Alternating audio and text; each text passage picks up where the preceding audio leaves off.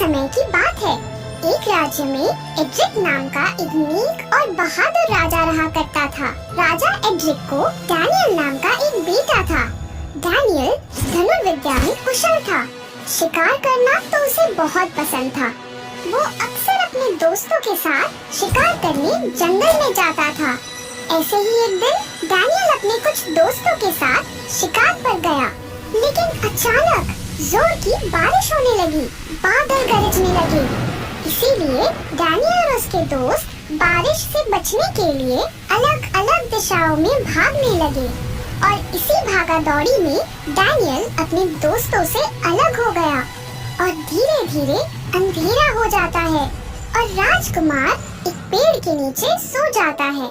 अगले दिन सुबह चारों तरफ हरियाली छाई हुई थी। प्रकृति का ये सुंदर रूप देखकर डैनियल अब भूख प्यास भूल गया था। थोड़ी दूरी तय करने के बाद उसे एक घर दिखाई देती है। डैनियल उस घर के पास जाता है, पर अंदर उसे कोई नहीं दिखता। थोड़ा ढूंढने के बाद उसे घर के पीछे एक तालाब दिखाई देता है और उस तालाब के किनारे उसे एक सुंदर परी दिखाई देती है। परी इतनी सुंदर थी कि डैनियल उसकी खूबसूरती में खो गया। परी डैनियल को देखकर मुस्कुराई और वो बोली, आप कौन हैं? क्या आप किसी को ढूंढ रहे हैं? परी की मधुर आवाज सुनकर डैनियल को उससे प्रेम हो जाता है। जी हाँ, नहीं, मतलब मेरा नाम डैनियल है। मैं एक राजकुमार हूँ। मैं इस जंगल में शिकार करने अपने कुछ दोस्तों के साथ आया था। कल रात को तूफान की वजह से हम सब अलग हो गए थे। जंगल के उस पार इतना सुंदर बागीचा है, मुझे नहीं पता था। ये दृश्य देखकर मेरा मन तृप्त हो गया। ये तालाब का पानी मन को कितनी शांति प्रदान कर रहा है। क्या मैं आपके तालाब से थोड़ा पानी पी सकता हूँ? आप अंदर आइए। खाली पेट पानी नहीं पीना चाहिए। आपने कल रात से कुछ खाया नहीं होगा। मैं आपको खाना परोसती हूँ, फिर आप जी भरकर पानी पी लीजिएगा। परी डैनियल को खाना खिलाती है। डैनियल को खाना बहुत पसंद आता है। हर दिन महल का खाना खा खा कर डैनियल अब ऊब चुका था। वो परी से पूछता है, तुम परी होकर एक छोटे से घर में रहती हो, ऐसा क्यों? तुम्हारा नाम क्या है? क्या तुम घर में अकेले रहती हो? मेरा नाम फ्लोरा है। मैं अकेले ही रहती हूँ। मुझे मेरे रानी परी ने श्राप दिया है। मैंने तभी खाना बनाना सीखा। क्या आपको खाना पसंद आया? तुम्हारे हाथ का खाना मुझे बहुत पसंद आया। मैं आज रात यहीं रुकना चाहूँगा, अगर तुम अनुमति दो तो। आप राजकुमार हैं। अगर आप मेरे इस छोटे से घर में रहे तो मुझे खुशी ही होगी। फ्लोरा ने उस रात दोनों के लिए खाना बनाया और दोनों ने उसे बड़े आराम से खाया। अगली सुबह डैनियल फ्लोरा से पूछता है, आखिर तुम्हें रानी परी ने श्राप क्यों दिया? 2 महीने पहले की बात है। मैं मेरे दोस्तों के साथ बगीचे में खेल रही थी। उसी समय वहाँ रानी परी आई। मैं उन्हें पहचान भी नहीं थी। मुझे लगा कोई हमारे बगीचे में चोरी छिपे घुस आया है, इसीलिए मैंने उनसे बड़े क्रूर तरीके से बात की।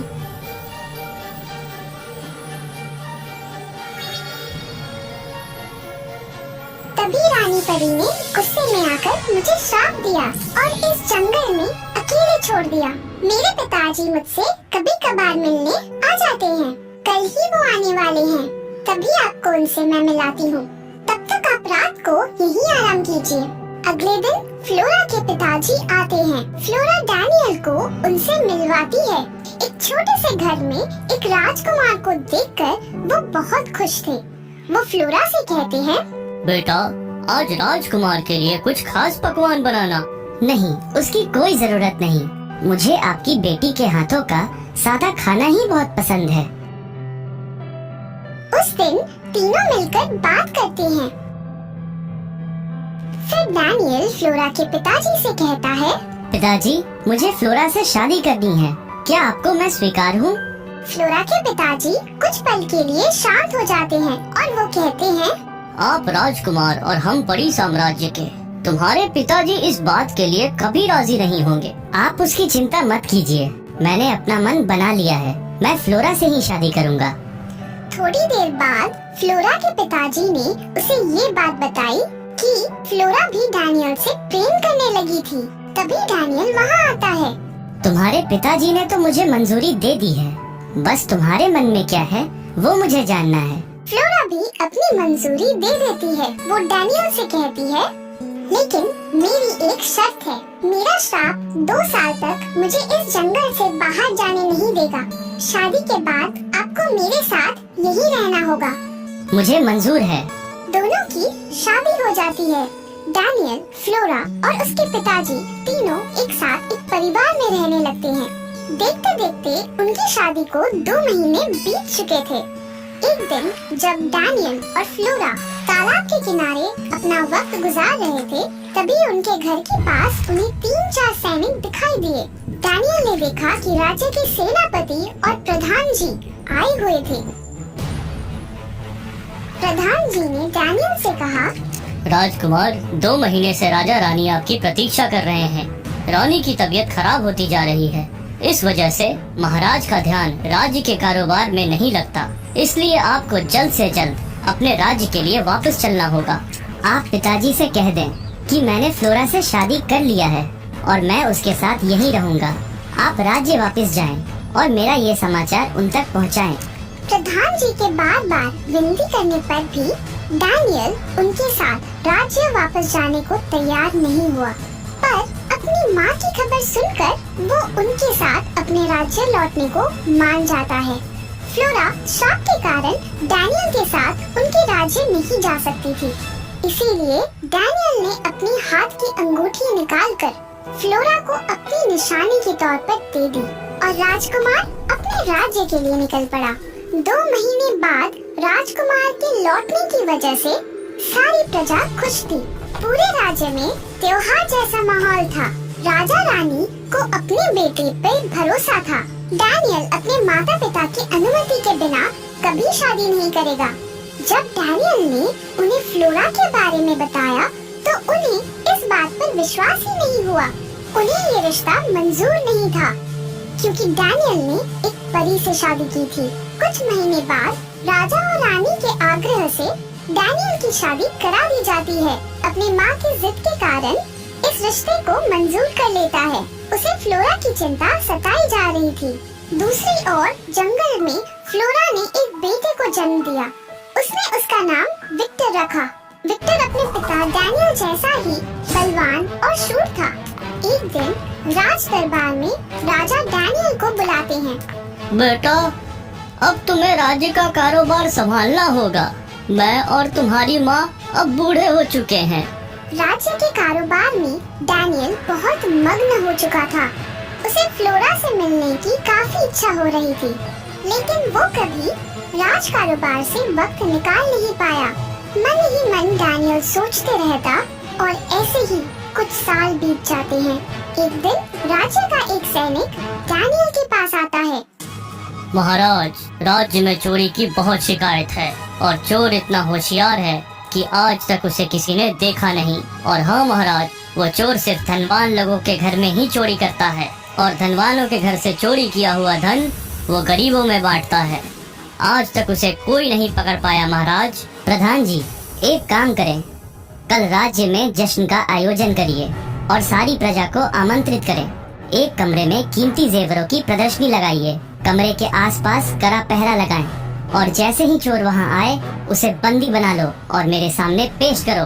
डैनियल के हुक्म पर राज्य में त्योहार का आयोजन किया जाता है। सारी प्रजा वहाँ उपस्थित होती है। विक्टर भी आता है। वो अपने थैले में सांप लेके आया हुआ था। उसने वो सांप निकालकर एक टेबल पर रख दिया। प्रजा सांप को देखकर यहाँ वहाँ दौड़ने लगी, जिससे सब जगह लोगों की भगदड़ सी मच गई। इस मौके का फायदा उठाकर विक्टर उस कमरे में गया और सारे जेवर वो अपने साथ चोरी कर ले गया।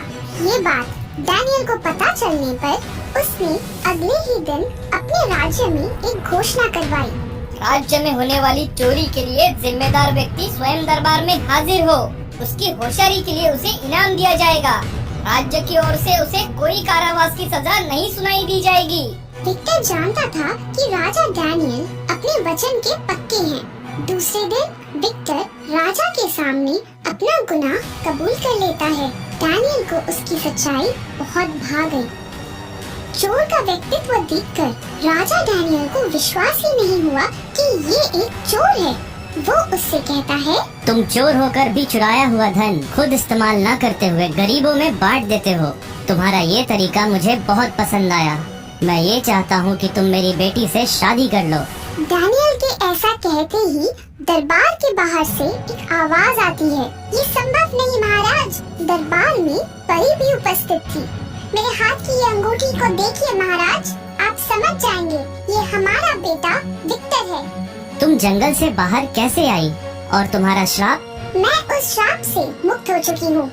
अब मैं आपके साथ इस राज्य में रह सकती हूँ। राजा डैनियल को ये बात सुनते ही बहुत खुशी हुई।